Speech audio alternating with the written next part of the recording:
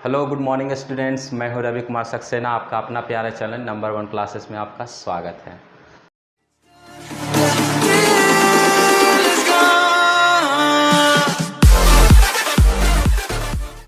आज हम बात करने जा रहे हैं लैमिस थ्योरम के ऊपर। तो लैमिस थ्योरम का स्टेटमेंट क्या कहता है उसको जो है हम लोग देखेंगे। उसके बाद जो है हम क्या करेंगे, उसको जो हम प्रूफ करने की कोशिश करेंगे। ध्यान दीजिए, लैमिस थ्योरम पर हमने जो है कई एक प्रॉब्लम को बना रखा है। हम जो है लगभग लैमिस थ्योरम पर 5 या 6 प्रॉब्लम को हम जो है बहुत ही जो यूनिवर्सिटी एग्ज़ाम में पूछा है, बहुत इंपॉर्टेंट क्वेश्चन है, उन सारे क्वेश्चन को जो है हम लैमिस थ्योरम पर बना चुके हैं। फिर भी जो है आज हम लैमिस थ्योरम को किस तरह से प्रूफ करते हैं, उसका स्टेटमेंट क्या है, उसको हम देखेंगे। अगर हमें जो है मौका मिला तो हम इसको जो है लैब में भी जाकर आपको जो है प्रूफ करके हम कोशिश करेंगे, लेकिन फ़िलहाल जो है हम आपको थ्योरेटिकल ही पढ़ाने की कोशिश करेंगे।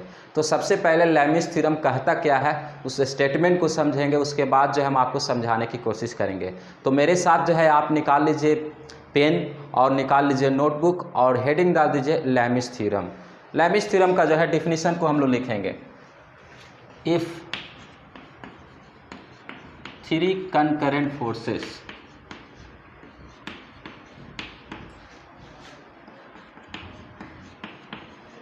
acting at a point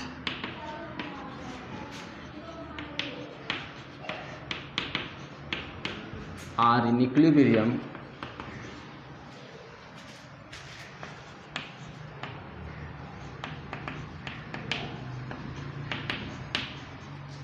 if 3 concurrent forces acting at a point are in equilibrium, then each force will be proportional to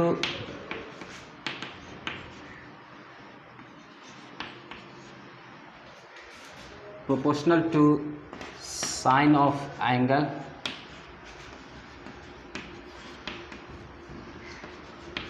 between other two forces।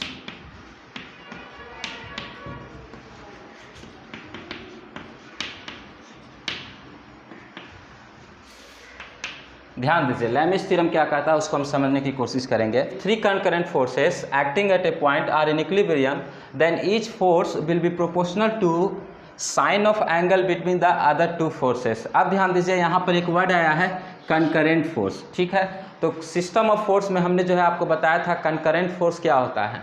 तो सबसे पहले कंकरेंट फोर्स को हम समझने की कोशिश करेंगे। तो सिस्टम ऑफ फोर्स में हमने बताया था कंकरेंट फोर्स क्या होता है, the forces which meet at a same point, the forces which meet at a same point is known as concurrent force. वैसा फोर्स जो एक ही पॉइंट पर मिलता है, 2 या 2 से अधिक ऐसा फोर्स जो एक ही पॉइंट पर मिलता है उसको हम लोग बोलेंगे कंकरेंट फोर्स, ठीक है। तो यहाँ पर कह रहा है इफ़ 3 concurrent फोर्स, यानी कि 3 concurrent फोर्स रहेगा। तो मान लीजिए हम जो है इसको समझते हैं। मान लीजिए ये एक आपका फोर्स हो गया, ये आपका एक फोर्स हो गया,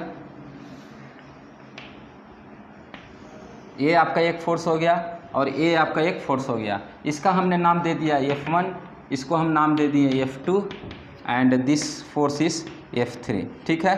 अब ध्यान दीजिए, इफ़ 3 concurrent फोर्स, तो यहाँ पर जो है F1 जो है इसी पॉइंट पर मिल रहा है, F2 भी जो है इसी पॉइंट पर मिल रहा है, F3 भी जो है इसी पॉइंट पर मिल रहा है। तो ये जो है 3 concurrent फोर्स हो गया, ठीक है। यानी कि ये क्या है, concurrent force acting at A point, एक पॉइंट पर एक्ट कर रहे हैं, आर इन इक्विलिब्रियम। अब मान लीजिए ये जो है इक्विलिब्रियम में है, ठीक है। तब क्या होगा कि each force directly proportional to angle of sine, यानी कि जो है इसका जो एंगल होगा वो जो है उसका जो है प्रोपोर्शनल होगा साइन एंगल का। अब ध्यान दीजिए, इसका जो फोर्स होगा वो जो है प्रोपोर्शनल होगा एंगल ऑफ साइन का, यानी कि इस F1 के सामने जो है हम अल्फ़ा मान लेते हैं। ध्यान दीजिए, अल्फ़ा बीटा गामा किस तरह से मानते हैं। F1 के सामने अल्फ़ा, F2 के सामने बीटा, ठीक है, और F3 के सामने गामा। हम जो है F1 के सामने क्या मानते हैं, अल्फ़ा मानते हैं, F2 के सामने बीटा मानते हैं, F3 के सामने हम गामा मानते हैं। तो लैमिस थ्योरम क्या हो जाएगा, तो according to Lami's theorem, according to Lami's theorem, according to Lami's theorem आपका हो जाएगा F1 divided by sine alpha equal to F2 divided by sine beta equal to F3 divided by sine gamma.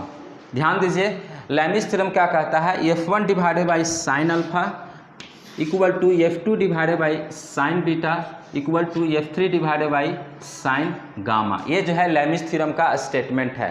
अब ध्यान दीजिए बच्चा लोग को जो है कन्फ्यूजन किस में रहता है, अल्फा क्या होगा, बीटा क्या होगा, गामा क्या होगा, कहाँ पर लेना है, ये जो है आपको हमेशा जो है कन्फ्यूजन रहता है बहुत सारे स्टूडेंट्स को। क्योंकि जो है मैं जो है इंजीनियरिंग मैकेनिक्स जो है लगभग 3 साल से पढ़ा रहा हूँ, तो हमें जो है एक्सपीरियंस है बच्चा को कहाँ पर प्रॉब्लम होता है। तो जब आप प्रॉब्लम करते हैं मतलब लैमिस थ्योरम का जब आपको प्रॉब्लम दिया जाता है तो वहाँ पर अगर आपने अल्फा बीटा गामा निकालना आप जान गए तो आपका जो है पूरा प्रॉब्लम जो है ख़त्म हो गया। ठीक है, तो आपको जो है हम एक मतलब क्लू दे रहे हैं, हमेशा जो है F1 के जो अपोजिट में होगा, ठीक है, F1 के मतलब जो सामने होगा उसको हम अल्फा मानते हैं। ठीक है, F2 के जो सामने होगा उसको हम बीटा मानते हैं, F3 के जो सामने होगा उसको हम गामा मानते हैं। ठीक है, अगर P Q R रहे तो P के सामने अल्फा मान लेंगे, Q के सामने बीटा मान लेंगे और Q R के सामने जो है गामा मान लेंगे। ठीक है, कभी कभी जो है आपको T1 T2 T3 भी दे सकता है, तो T1 के सामने अल्फा, T2 के सामने बीटा, T3 के सामने गामा मान लेंगे। ठीक है, तो ये आपका जो है मतलब एंगल मानने का तरीका है। ठीक है, तो इस डायग्राम को जो है इस डायग्राम के द्वारा जो है लैमिस थ्योरम जो है इस तरह से कहता है। ठीक है, if 3 concurrent force acting at a point are in equilibrium then each force will be proportional to sine of angle between the other two forces, यानी कि F1 divided by sine alpha जो है ये जो है दो और फोर्सेस के जो है इक्वल होगा। ठीक है, यानी F2 divided by sine beta, F3 divided by sine gamma. जब ये दो होगा तो तीनों जो है आपस में बराबर होंगे। ठीक है, इसको जो है आप लैमिस थ्योरम का ये स्टेटमेंट है। आपको जो है एग्जाम में लिखा, आपको जो है एग्जाम में क्वेश्चन रहता है explain and proof the Lami's theorem, explain and proof the Lami's theorem. तो उस वक्त जो है आपको पहले स्टेटमेंट लिखना है, उसका जो फार्मूला है वो आपको लिखना है, उसके बाद जो है आपको प्रूफ करना है। ठीक है, तो पहले आप स्टेटमेंट को लिख लीजिए। तो चलिए अब हम जो है प्रूफ करते हैं लैमिस थ्योरम को। तो जो है सबसे पहले जो है हमने जो डायग्राम बनाया था उस डायग्राम को हम आपको बना देते हैं। ठीक है, उसके बाद जो है हम आपको प्रूफ करने की कोशिश करेंगे। तो हमने जो है आपको बताया कि ये जो है आपका F1 है। ठीक है, उसके बाद जो है F2 है और ये आपका F3 है। ठीक है, F1 के सामने हमने जो है अल्फ़ा लिया था, F2 के सामने जो है हमने बीटा लिया था और F3 के सामने हमने जो है गामा लिया था। ठीक है, अब जो है इस डायग्राम को थोड़ा सा जो है हम ट्रायंगल में जो है हम थोड़ा सा मॉडिफाई करके इस डायग्राम को हम बनाएंगे। मान लीजिए आपका इस तरह से हम थोड़ा मॉडिफाई करके बना दें।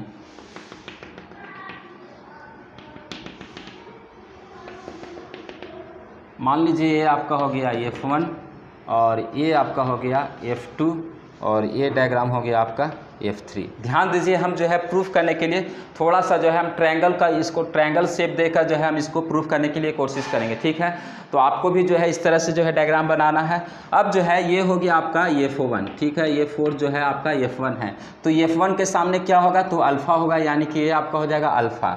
F2 के सामने क्या होगा, यानी कि ये हो जाएगा आपका बीटा। कोई डाउट है? नहीं। F3 के सामने क्या होगा, यानी F3 के सामने आपका हो जाएगा गामा। ठीक है, ध्यान दीजिए यहाँ पर जो है आपका बन रहा है F1 के सामने अल्फ़ा, F2 के सामने बीटा और F3 के सामने गामा। ठीक है, हमने आपको बताया था। ठीक है, इसी डायग्राम को जो है हमने जो है थोड़ा सा जो है मॉडिफाई किया है। ठीक है, F1 F2 F3। ठीक है, तो F1 के सामने अल्फ़ा, F2 के सामने आपका हो गया बीटा और F3 के सामने हो गया गामा। ठीक है, अब जो है आपको अगर हम पूछें, हमने जो है आपको रिप्रेजेंटेशन ऑफ फोर्स बताया था। ठीक है, रिप्रेजेंटेशन ऑफ फोर्स में क्या होता है, एक है वेक्टर रिप्रेजेंटेशन, एक है बोस नोटेशन का रिप्रेजेंटेशन। ठीक है, तो बोस नोटेशन रिप्रेजेंटेशन में हम जो है फोर्स को हम इस तरह से डिनोट कर सकते हैं, यानी कि F1 जो है आप डिनोट कर सकते हैं A B के द्वारा। मान लीजिए इसको हम नाम दे दें A B और C, यानी F1 को हम डिनोट कर सकते हैं A B के द्वारा। ठीक है, उसी तरह से F2 को हम लोग क्या डिनोट कर सकते हैं, F2 को जो है हम डिनोट कर सकते हैं इस तरह से F2 आपका ये है, यानी कि BC के द्वारा। कोई डाउट है? नहीं। अब ध्यान दीजिए F3 को हम क्या कर सकते हैं, तो F3 यहाँ है, यानी कि A और C के द्वारा, F3 को A C के द्वारा। ठीक है, बोस नोटेशन में हमने आपको बताया था F1 यानी F1 आपका जो है यहाँ पर है, ठीक है, ये F1 है तो F1 को ये B के द्वारा, F2 आपका यहाँ पर हो गया यानी कि B C के द्वारा आप कर सकते हैं, F3 आपका यहाँ हो गया यानी कि A C के द्वारा आप कर सकते हैं, ठीक है, रिप्रेजेंट कर सकते हैं। अब जो है हम जो है साइन रूल को लगाएंगे। साइन रूल कहने का मतलब Lami's theorem is also known as sine rule, ठीक है। लैमिस थ्योरम को हम लोग कौन सा रूल बोलते हैं? साइन रूल बोलते हैं, यानी कि applying sine rule for triangle A B and C, ठीक है। ट्रायंगल ए बी सी में जो है हम जो है साइन रूल को लगाएंगे। साइन रूल जब हम अप्लाई करेंगे यानी कि A B divided by sine, ध्यान दीजिए यहाँ पर जो है आपका है अल्फा, ठीक है, तो ये क्या हो जाएगा? आपका हो जाएगा पाई माइनस अल्फा। होगा कि नहीं होगा? किस तरह से होगा? आपका जो है टोटल एंगल होता है इस तरह से, जो है आपका होता है 180 डिग्री, ठीक है, 180 डिग्री। और इस तरह से भी अगर आप करें तो ये हो जाएगा आपका 180 डिग्री। अगर इसमें जो है आपको दिया रहे कि ये आपका जो है अल्फ़ा है, ठीक है, मान लीजिए ये आपका दिया है अल्फ़ा और ये वाला पूछे तो क्या हो जाएगा? तो पाई माइनस अल्फ़ा होगा, पाई माइनस अल्फ़ा होगा, ठीक है, क्योंकि 180 में से उसको घटाएंगे तो आपका जो है रिमेनिंग जो एंगल बचेगा वो आपका निकल जाएगा, ठीक है। तो ये तो जो है कॉमन चीज़ है, आप जो है जानते होंगे, यानी कि A B divided by sine pi minus alpha equal to, ध्यान दीजिए यहाँ पर जो है क्या हो जाएगा? तो पाई माइनस बीटा हो जाएगा, यहाँ क्या हो जाएगा? तो पाई माइनस गामा हो जाएगा, ठीक है, क्योंकि ये जो है टोटल 180 होता है, यहाँ पर आपका गामा है तो ये जो है पाई माइनस गामा हो जाएगा। उसी तरह से यहाँ पर जो है आपका इस तरह से जो है टोटल 180 बनेगा तो ये बीटा है तो ये पाई माइनस बीटा बन जाएगा। अब ध्यान दीजिए आपका जो है ए बी हो गया, उसके बाद जो है बी सी हो जाएगा, बी सी यानी कि बी सी का मतलब आपने कि बी सी यानी कि F2 डिवाइडेड बाई आपका क्या हो जाएगा? तो F2 डिवाइडेड बाई आपका हो जाएगा sine pi minus beta equal to a और c divided by sine pi minus gamma, ठीक है। ये जो है हमने साइन रूल लगा दिया ट्रायंगल ए बी सी के लिए, ठीक है, साइन रूल लगाया। ए बी कहाँ पर है? यहाँ पर है। ए बी के सामने जो है ये वाला होगा यानी कि साइन पाई माइनस अल्फ़ा, ठीक है। उसके बाद बी सी यानी कि बी सी यहाँ है तो साइन पाई माइनस बीटा, ठीक है। उसके बाद जो है आपका जो है ए और सी है तो साइन पाई माइनस गामा, ठीक है, साइन पाई माइनस गामा, ये हो गया। अब ध्यान दीजिए sign pi minus theta, sine pi minus theta आपका जो है कौन सा क्वाड्रेंट में गया? तो यहाँ होता है 0, ये हो गया पाई बाई 2, ये हो गया पाई और ये हो गया 3 पाई बाई 2, ठीक है। यानी कि साइन पाई माइनस थीटा आपका जो है सेकेंड क्वाड्रेंट में जाएगा। साइन पाई माइनस थीटा आपका जो है सेकेंड क्वाड्रेंट में जाएगा। सेकेंड क्वाड्रेंट में जो है साइन जो है पॉजिटिव होता है, साइन क्या होता है? पॉजिटिव होता है, यानी कि sine pi minus theta equal to sine theta, sine pi minus theta equal to sine theta. यहाँ से हम इस तरह से लिख सकते हैं A B divided by sine pi minus alpha हो जाएगा, ठीक है, equal to B C divided by sine beta equal to A C divided by sine gamma, ठीक है, साइन गामा। अब ध्यान दीजिए ए बी के बदला में हम क्या लिख सकते हैं? F1 लिख सकते हैं, और बी सी के बदला में हम क्या लिख सकते हैं? F2 लिख सकते हैं, और ए सी के बदला में हम क्या लिख सकते हैं? F3 लिख सकते हैं। यानी कि यहाँ से आपका जो है प्रूफ हो जाएगा,